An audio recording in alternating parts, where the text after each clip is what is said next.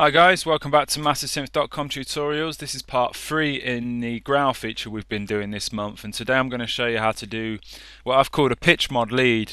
I'm not sure if it technically qualifies as a screech, but it's along those lines where we're modulating the pitch using an envelope to get that. We've also got some LFO on there and an extra kind of bend on the pitch using the performer. So let's create a new sound in Massive, start programming these oscillators. For oscillator 1, we're going to use a chrome waveform and keep the wavetable position all the way to the right, intensity all the way to the right, amp on full, and we're going to take the pitch down by 2 octaves and just detune it ever so slightly, so minus 23.94. Got quite a nice tone to it, that waveform. Turn on oscillator 2. This is going to be a chrome also, and going to take the pitch down by 2 octaves again, but just detune it a little bit in the other direction, so 24.6. So we've got that nice kind of phasey sort of quality using those two waveforms, the same waveform, and just detuning each slightly in opposite directions. So keep the wavetable position all the way to the right, intensity all the way to the right, amp on full. And next let's move over to, let's set up the filter quickly. So what I want here is a blend between an unfiltered sound and a slightly filtered sound, and we're going to use an LFO on that first filter. So let's make a Daft filter here. Let's pull the resonance down to around quarter of the way up, keep the volume of this filter on full,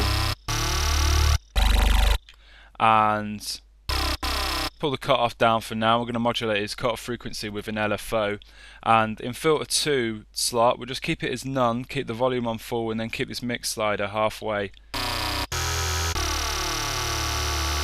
Okay, so next thing we can do is probably start modulating that pitch to get the shape of our sound together. So let's go over to the envelope section, and this envelope 1 slot here, let's drag the crosshair of this over to the pitch of both oscillator 1 and oscillator 2, and take the modulation amount up by plus 36 on both oscillators. So we've now got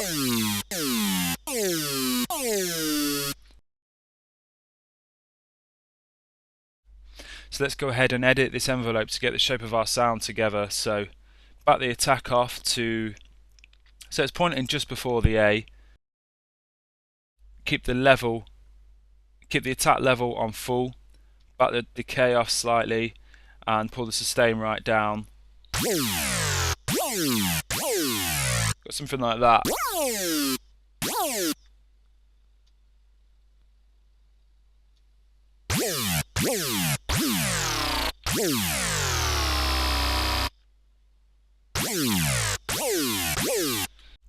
Okay, it's important here to check this trigger 0 reset box, just so the envelope re-triggers with each new key that's pressed.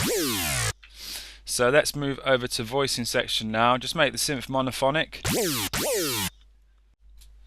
and move over to the oscillator tab next, and let's just pull the glide time down and check this box restart via gate. So we've got a nice consistent sound.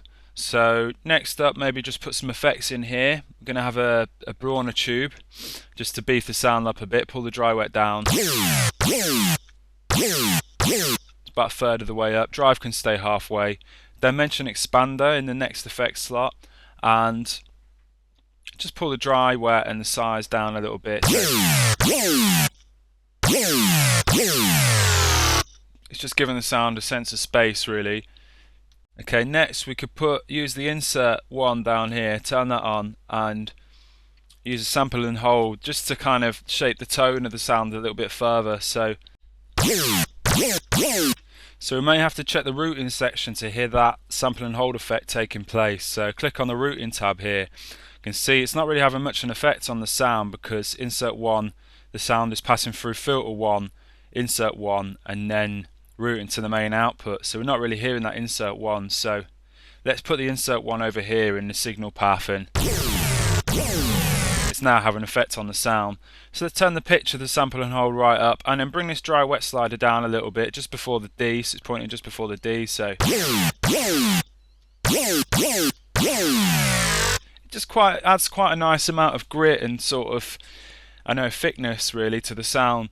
So next up we can go to this first LFO slot and start modulating that cutoff frequency of filter 1. So drag the crosshair of this LFO over to the first modulation slot on the cutoff frequency, click and drag up, and so the green bar bends around sort of 2/3 of the way around the cutoff frequency.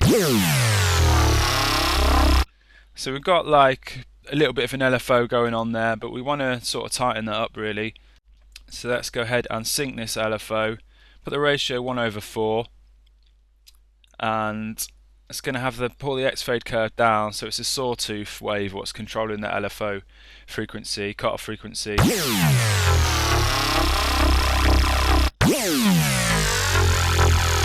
just got like that. If I turn that off, you just have it's almost like a kind of sidechain effect on the sound, on the sustain of the sound really. You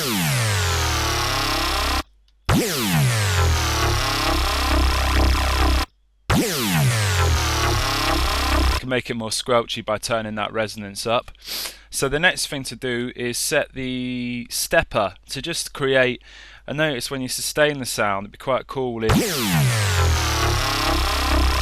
have like a little bit of a sort of pitched up effect on that sustain as well. So this second LFO slot here, let's make this a performer, sync it, take the ratio down to 1/2, and push the X fade sequence all the way to the top, so it's just this top sequence what's going to be affecting the sound.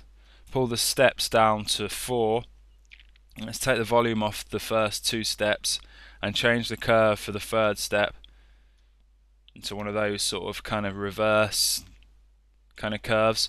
You can pull all of these down, and then the fourth step is just going to be, there's going to be no curve on the fourth step. So if we now click and drag the crosshair of this performer to modulate the pitch of both of the oscillators by +36 again,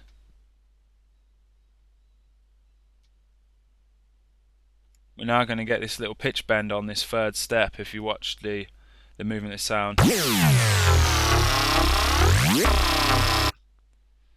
which is quite cool. You know, you could take it further, maybe add another pitch on the fourth step as well. You know, it's up to you really, just play with the sound. So that's it really, that's our sound come together there. And another thing you could tweak, this first envelope here, the attack and decay settings will have quite a big effect on the sound. So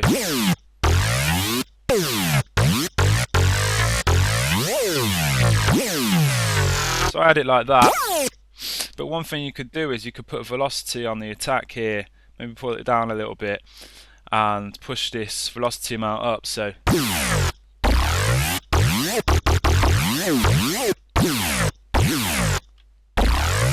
you know, how hard you hit the key is going to have a different effect on the sound. So that was quite a cool thing with the sound. So yeah, there's the sound really, kind of pitch modulation lead. You know, it might be classed as a screech, I'm not sure, but it's quite a cool sound, so I thought I'd show you how to make it in massive, and yeah.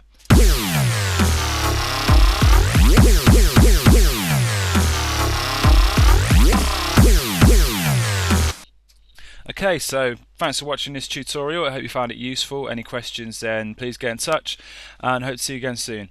Okay, cheers, bye.